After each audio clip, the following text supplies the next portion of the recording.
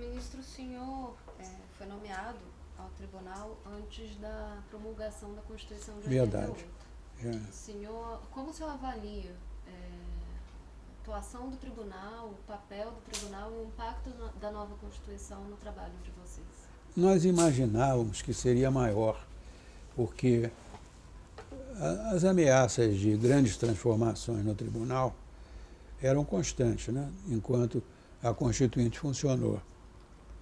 Mas não houve nada disso. Quer dizer, na verdade, o que houve foi a introdução de algumas novidades que representaram grande melhoria para o funcionamento do Supremo e para a jurisdição de um modo geral, né?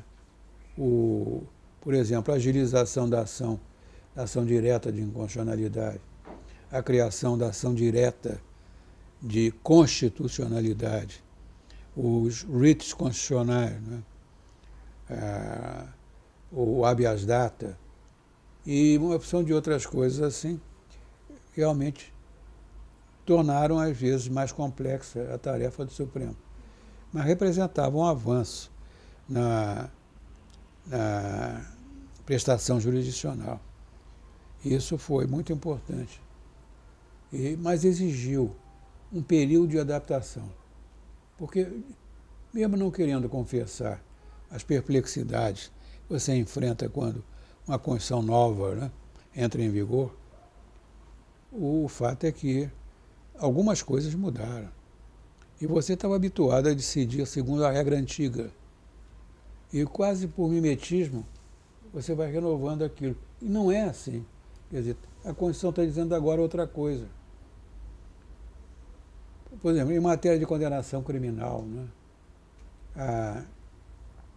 a prisão depois, a execução da pena apenas a partir do momento em que a sentença transita em julgado. Isso era uma novidade, porque nós estávamos habituados a aplicar a pena antes do trânsito em julgado. Tudo isso exigia uma reflexão maior, de um lado, e de outro, uma adaptação da maneira como se julgava. Foi uma coisa salutar, eu acho que foi muito bom. O senhor como é que o senhor quantificaria esse processo, esse período de adaptação? Quantificar em que sentido? Ele durou 6 meses? Não, mas ele durou anos. Ele durou anos. Vamos dizer, é arbitrário, mas uns 5 anos. Uns 5 anos e, eventualmente, podem ter sido proferidos julgamentos tomando por base ainda a Constituição... É aquilo que já se decidira no passado, porque tratava-se de repetir a jurisprudência, muitas vezes contra a letra da nova Constituição. O senhor atuou em alguns casos que, não sei se o senhor vai lembrar, mas o senhor atuou no julgamento da constitucionalidade do Plano Collor. O senhor se lembra desse julgamento? Lembro. Qual seria a sua memória desse julgamento? Julgamento relativamente... Não, lembro que julguei, mais nada. Mais nada? É. Como é que foi? Quais os argumentos? Não. O senhor não chegou a julgar os habeas corpus e o mandado de segurança impetrado pelo presidente Collor? Não. Já não estava mais no tribunal? Ou não estava no tribunal, ou ainda não estava lá. Alguns são anteriores à minha posse. Outros supervenientes à minha aposentadoria. Perfeito. Sobre a pertinência, o Instituto da Pertinência Temática, o senhor chegou a ter alguma atuação, não? Eu ainda tive que enfrentar isso. Confesso que no primeiro momento parecia um pouco voto piedoso, entende? Não tinha muito sentido a questão da pertinência temática, porque dependendo de quem examina, uma questão pode se relacionar com outra que lhe parece absolutamente estranha, né? E não é estranha. A pertinência temática era usada, no fundo, para descartar recursos. Havia uma grande preocupação com o número de recursos extraordinários que chegavam ao Supremo. Então, qualquer pretexto era bom para descartar. E muitos dessas novidades da Constituição acabaram sendo usadas como pretexto. Não eram propriamente, digamos, fundamentadas objetivamente na letra da Constituição ou no seu espírito. Eram razão para você simplesmente botar de lado e reduzir a famosa pilha, né, que era imensa. E como é que o senhor via essa pilha aqui? E quando foi que ela começou a se tornar imensa? Olha, ela nunca foi pequena. Nunca foi pequena. Desde o meu tempo, claro. O Supremo, em Priscas Eras, julgava muito pouco. Contava uma piada que distribuíram a Epitácio Pessoa 12 processos num ano. E ele começou a reclamar que estavam querendo afogá-lo debaixo daquela pilha de autos. 12, era o que a gente recebia por dia, né? Mas, enfim, você acaba se adaptando a tudo, né? A primeira sensação que você tem é de angústia. Olha para aquilo, todo dia chegam 10, 12, não sei o quê.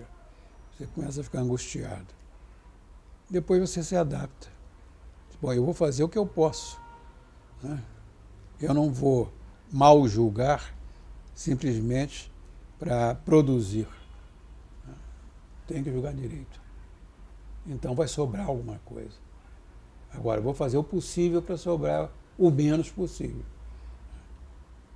Isso, quer dizer, a vida, ela é pragmática de um lado, mas ela ensina, né? Você tem que se adaptar às circunstâncias. É isso. Ministro, a Constituição de 88, ela trouxe uma nova figura também, que foi a figura da medida provisória. Como o senhor avaliou a introdução da medida provisória? Olha, era um progresso, porque antes era o decreto-lei. Não sei se você lembra disso. Antes, as constituições, depois da de 46, admitiram o decreto-lei. O decreto-lei era mais drástico do que a medida provisória, que suavizava um pouco os aspectos draconianos do decreto-lei. Tivemos decreto-lei com o presidente Getúlio Vargas, na ditadura Vargas, e depois os governos militares, né, com as constituições de 67, 69. Portanto, quando veio a medida provisória, imaginou-se que ela era para mitigar o rigor do decreto-lei. E não foi mal recebida por isso. Houve, evidentemente, quem entendesse que era uma demasia. Não havia necessidade disso. A urgência que a Constituição permite e os regimentos das duas casas facultam, supriria perfeitamente bem a necessidade de celeridade de certas matérias, da elaboração de certas matérias no Congresso. Eu, pessoalmente, acho perfeitamente dispensável a medida provisória. Isso, o senhor chegou a atuar na construção jurisprudencial daquilo que a gente conhece hoje por interpretação conforme? Não. Não. Isso é... O pai dessa ideia é o José Carlos Moreira Alves. E o senhor não... Sou eu, não. Não, mas o senhor atuou? Não, claro. Mesmo não sendo o pai? Não fui o pai, não. Mas apliquei, né? Apliquei. Perfeitamente.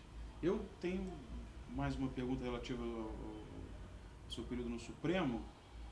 O senhor chegou a tratar, aí do ponto de vista mais administrativo, no Supremo, da questão da elevação de vencimentos dos ministros.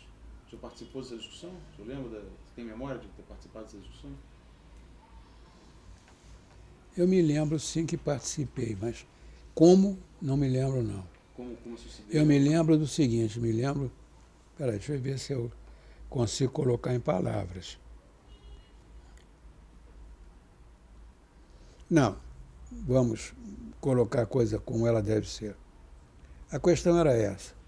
se você podia ajustar os vencimentos dos ministros por medida administrativa, ou se dependia de lei.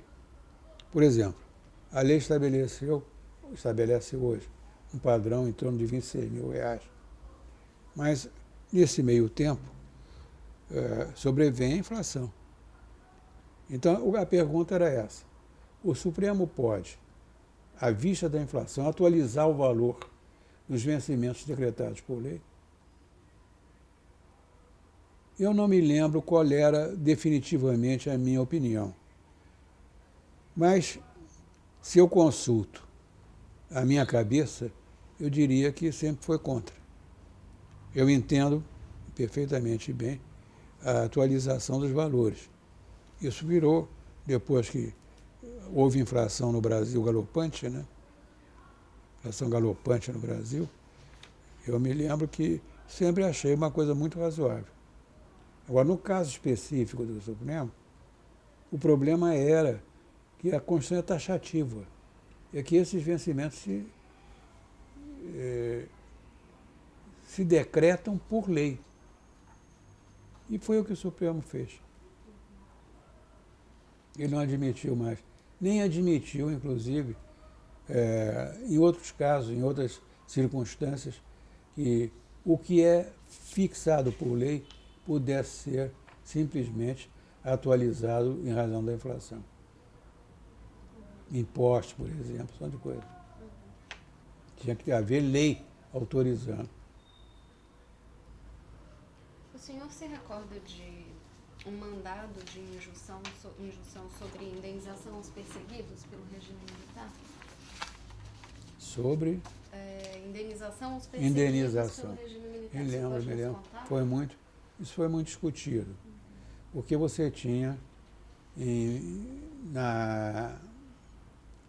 no ato do presidente Geisel, que revogou o ato 2, você já havia disposições concernentes à anistia, por exemplo, e a indenizações. E a Constituição, deixa eu ver se a memória não me trai. A Constituição estabeleceu também. Não, foi a lei da anistia. A lei da anistia também estabeleceu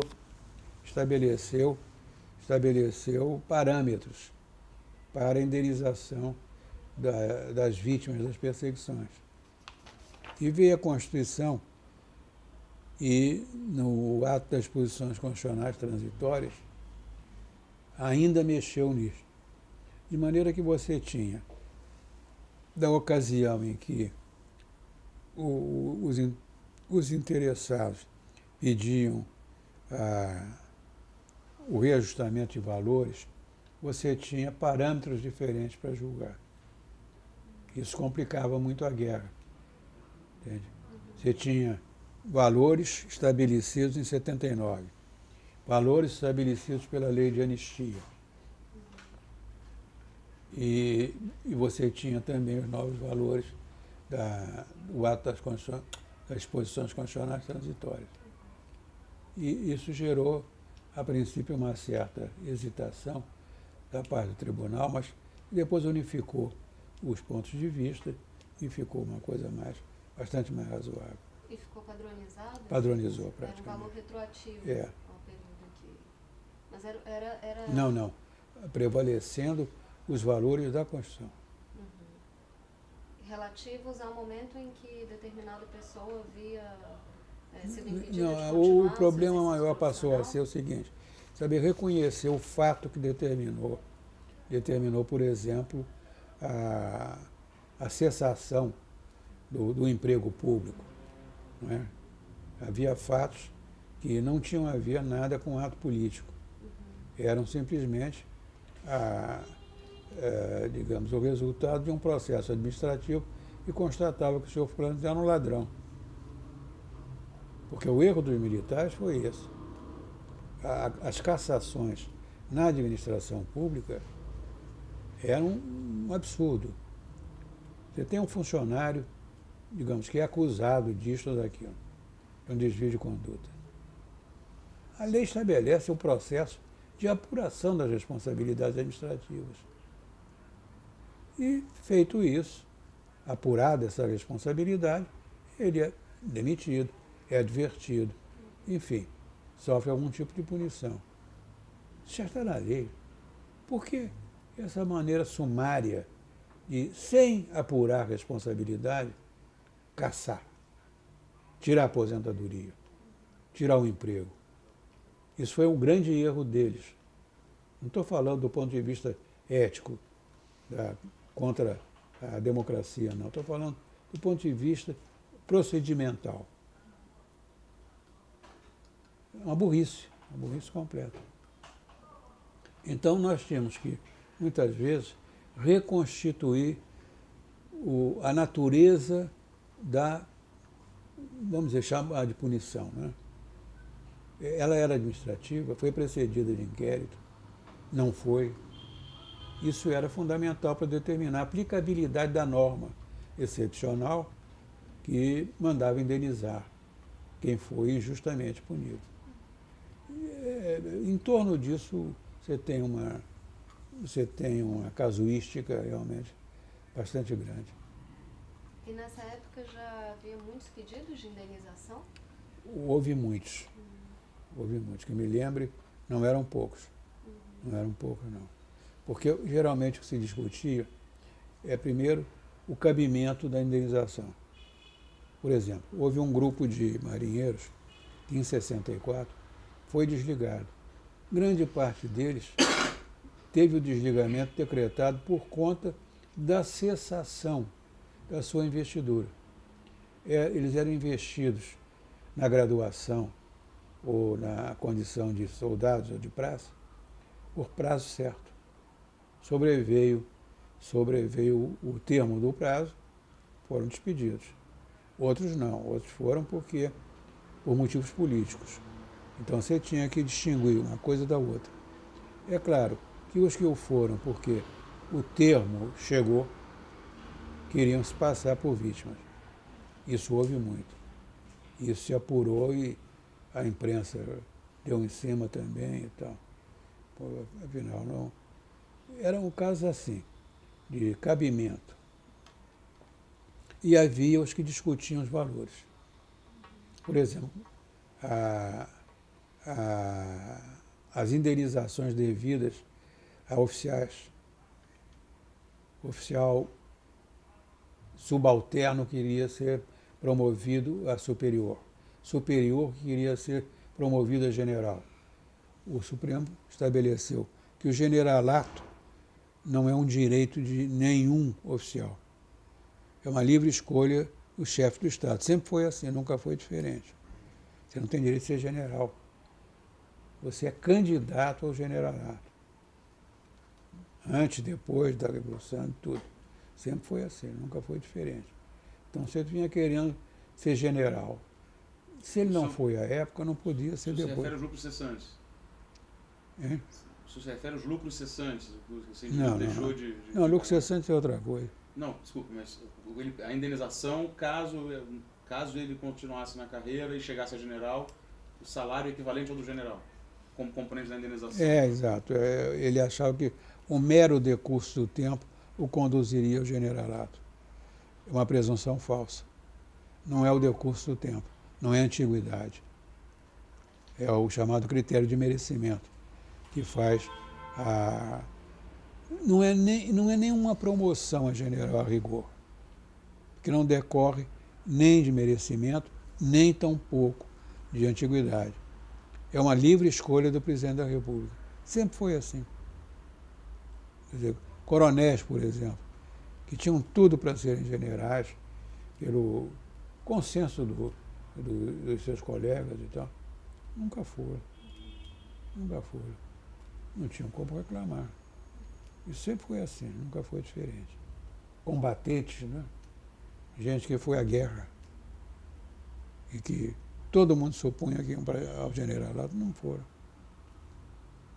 O Getúlio usou muito isso, exatamente porque não queria que os combatentes acabassem por por assim dizer, mandar no exército.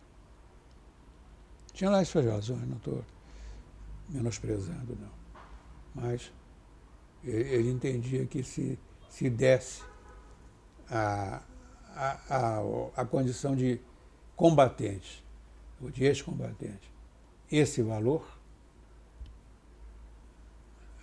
o exército ia virar um feudo dos que foram à guerra, em detrimento dos que ficaram aqui não porque quisessem, mas porque era do seu dever.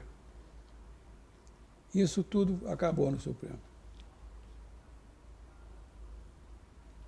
Ministro, como foi a sua passagem pelo Tribunal Superior Eleitoral? Irrelevante. A única coisa relevante é que, nesse meio tempo, estava em vigor a Lei Complementar 64, a das inelegibilidades. E a Constituição estabelecia, no artigo 14,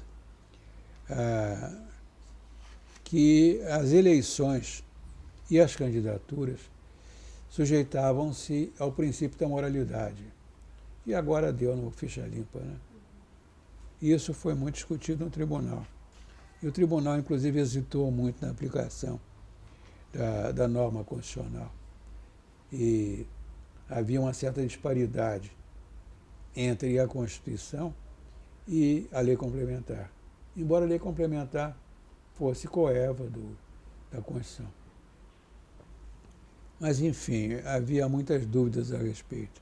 Por exemplo, se você teve contas rejeitadas, é prefeito, suas contas foram rejeitadas, mas você recorreu, você está a salvo.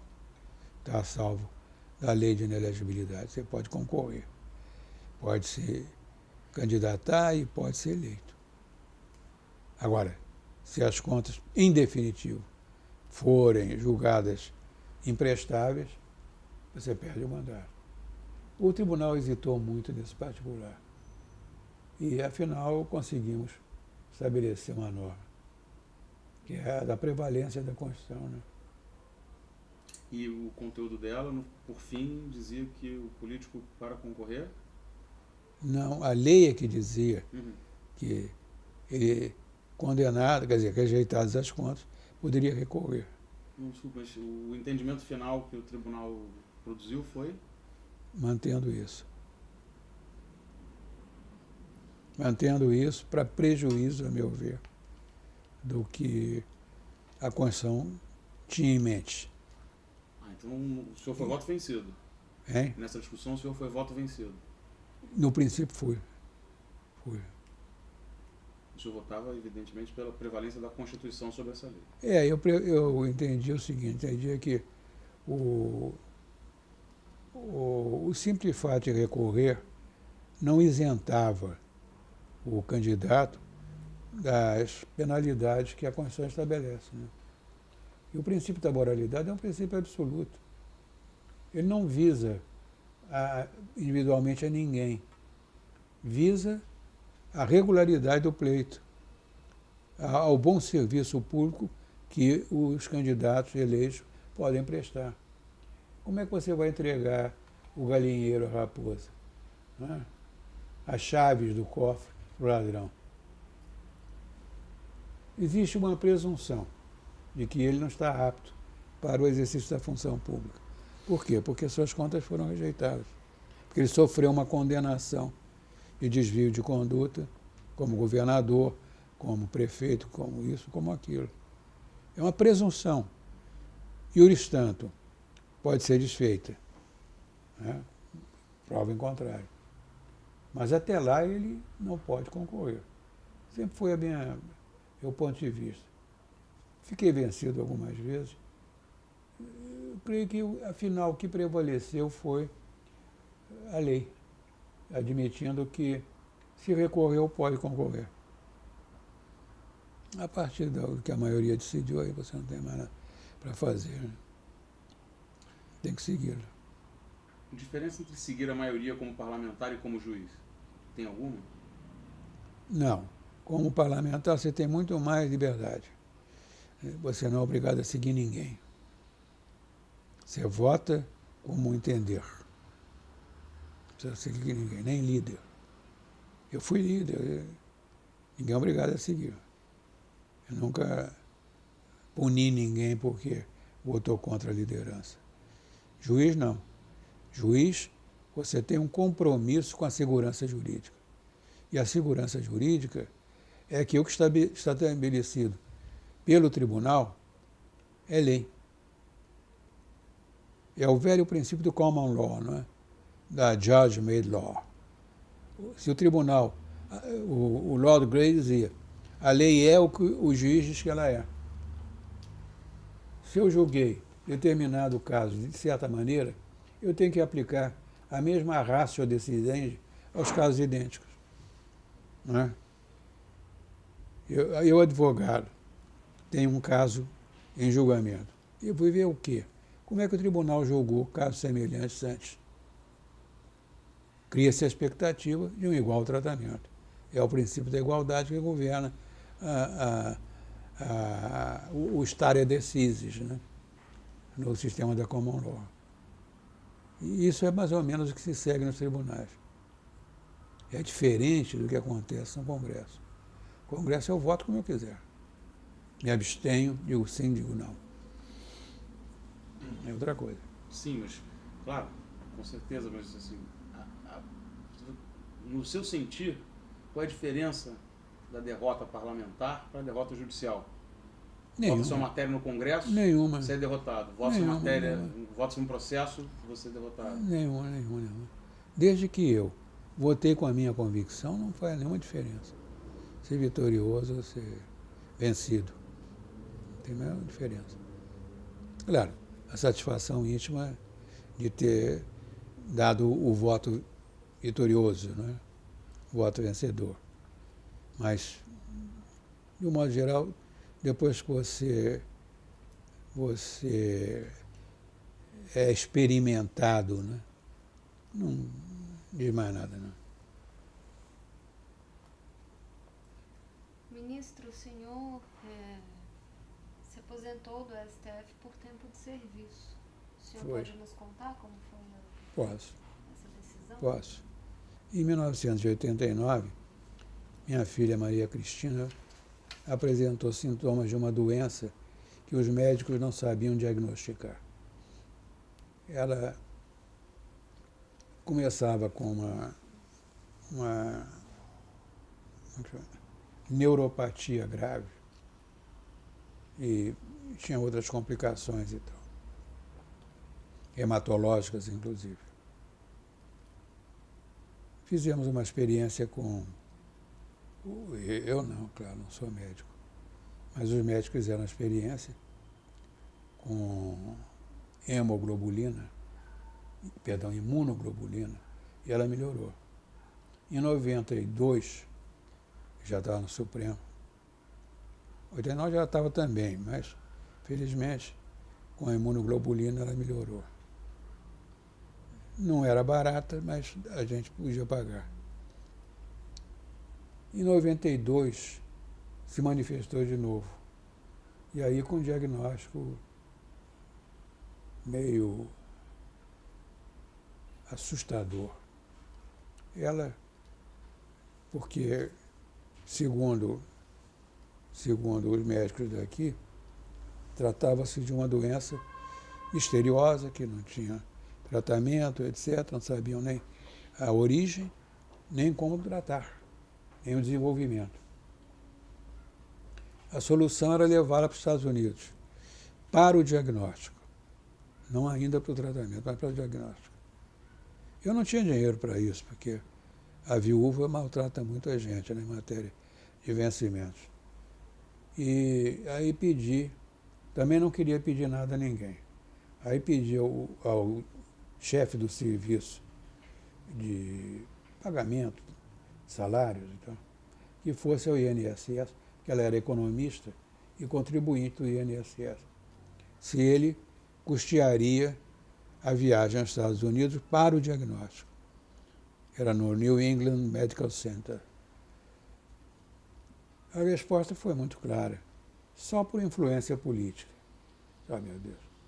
Juiz que se vai para que quer que seja, de influência política, não merece ser juiz. Eu entrei numa depressão profunda. Fazer o quê? Eu tinha uma casa herdada de meus pais, tentei vender, não conseguia. O inquilino foi irredutível. Tentei obter um empréstimo, não conseguiu. Você quer saber de uma coisa? Isso vai se prolongar por muito tempo.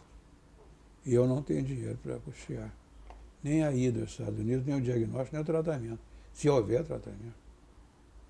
Eu vou sair daqui e vou voltar para a minha profissão e ganhar dinheiro, para sustentar isso.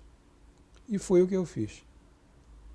Foi o que eu fiz. Ela morreu anos depois, mas teve tratamento, quer dizer, levei aos Estados Unidos, fizeram um diagnóstico horroroso, concluía pela morte, né? E, enfim, não me arrependo, eu saí do Supremo com muita pena. Eu gostei muito da experiência de juiz do Supremo. Mas não tinha alternativa, né? Você virar pedinte do Executivo, isso não entrava na minha cabeça, nunca entrou. Mas, enfim, foi isso. E o senhor saiu do STF e voltou a advogar, então? O senhor ainda mantinha o escritório? Não, eu tive um intervalo. Eu tinha tomado a decisão, anunciei a decisão ao presidente supremo da época, que era o Sidney Sanches, e apenas um amigo sabia, que era o Marcílio Marques Moreira, que era ministro da Economia.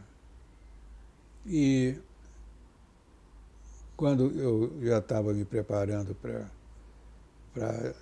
as despedidas, né, ele me vem com o convite do presidente Collor para ser ministro da Justiça, porque ele tinha despedido todos os ministros, né? O governo ficou pendurado na brocha. E eu disse, não quero isso. Isso é passar de cavalo a burro, né? Sinto que só fala com Deus, de repente vai receber a ordem de presidente da República.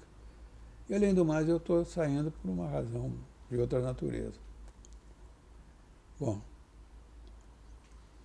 o convite foi reiterado 2 vezes. Na terceira vez, não era mais um convite para ser ministro, era para encontrar o presidente, que me disse que o que ele queria é que eu preparasse a adoção do parlamentarismo no Brasil.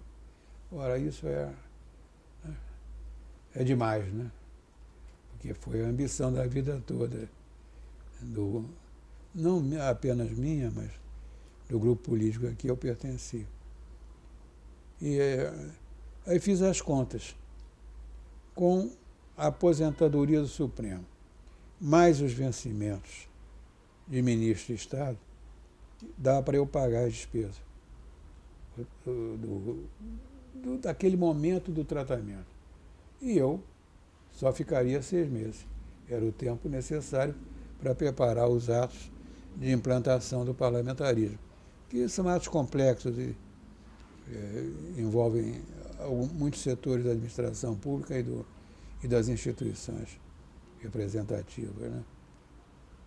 Durante 6 meses eu aguentaria.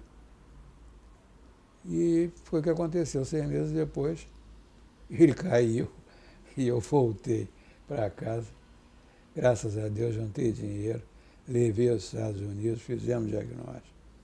E não foi nada bom, mas enfim, foi isso. Uma pequena provocação, ministro, tendo passado pelos 3 poderes, qual dos 3 o senhor mais lhe marcou, o senhor mais gostou? É difícil responder. Eu gostava muito de ser parlamentar. Não gostei nada de ser ministro da Justiça, porque, na verdade, eu não estava mais disposto a administrar nada. O que eu queria era fazer os anteprojetos de implantação do parlamentarismo, mais nada. Mas acabei envolvido com aquela confusão toda, né, do Collor, né? E teve que aguentar até o fim, quando já não queria mais aguentar coisa nenhuma. Queria ir embora. Mas aguentei 6 meses. Mas, quer dizer, disso você pode riscar essa experiência, porque dessa eu não gostei, definitivamente. A do Supremo gostei muito, muito. E de ser parlamentar é alguma coisa que está no sangue, né? Porque quem se dedicou ao direito constitucional tem o desafio de viver aquilo que aprendeu e que ensinou. É ver o Estado operando, né? As instituições funcionando. E como eu fiz uma carreira muito rápida no Legislativo, eu, por assim dizer, também tive meus momentos de exaltação e de depressão. Né? Exaltação, quando ia conseguindo vitórias sucessivas. E depressão, quando veio o retrocesso, as cassações, etc. E tal. Por falar em direito constitucional, ministro, então eu entendo que depois da sua experiência no Ministério da Justiça, o senhor volta ao Rio de Janeiro, retoma suas atividades docentes? Exatamente. Na já chamada UERJ? Na UERJ, da qual eu era professor de carreira. Né? E comecei a minha atividade de parecerista, né? Que, graças a Deus, foi suficientemente produtiva. Né? Me permitiu fazer o que eu tinha que fazer para minha filha. Na UERJ, como foi? Como o senhor foi recebido novamente pelos novos colegas, novo contexto? Olha, a verdade é a seguinte, a verdade é que a UERJ é muito ingrata. Ela foi muito politizada. Eu dei o exemplo do Balieiro ainda há pouco, né? De outros professores. Arinos nem se fala por quê. Mas o Arinos não foi nunca para a UERJ um baluarte. Né? Ele era um grande professor, era nesse sentido alguém que trazia muita água para o moinho da universidade. Mas em sentido de prestígio, etc. Agora, quando eu voltei, eu fui um professor muito querido, no sentido de que tinha uma excelente relação com os meus alunos. Quando eu voltei, eu fui para a pós-graduação. Fui primeiro para o mestrado, depois para o doutorado. E ali é um pouco recluso, não tem muita... São turmas pequenas, a gente não tem muito contato com os colegas. Eu ia para dar aula e terminou a aula, ia embora. Ia para o escritório. Isso foi uma característica sempre da universidade, da UERJ. Mesmo no meu tempo de aluno e depois de professor, do bacharelado, da graduação, não havia muito contato, não. Nem entre professores, nem de professores com alunos. A exceção era o Balieiro. E a exceção foi o doutorado. E permitiu um contato muito íntimo entre professores e alunos. De maneira que eu não tenho palavras para dizer que foi muito gratificante o retorno, não. Eu achei tudo muito politizado. É como se eu tivesse que pagar pelo preconceito de ter sido da Arena, de ter convivido com Geisel, etc. Ninguém sabia o que eu fazia. Ninguém sabia que vidas eu salvei, que atos pratiquei. Ninguém queria saber de nada. Era aquela coisa burra e cruel. Né? Não interessa. Foi da Arena? Então dane-se, né? Era isso. Era mais ou menos esse o clima. E o senhor orientou dissertações e teses nesse período? Orientei. E ficou no UERJ até quando? Quando me aposentei por implemento de idade, em 1998, quando eu fiz 70 anos. Aí também, sem agradecimentos.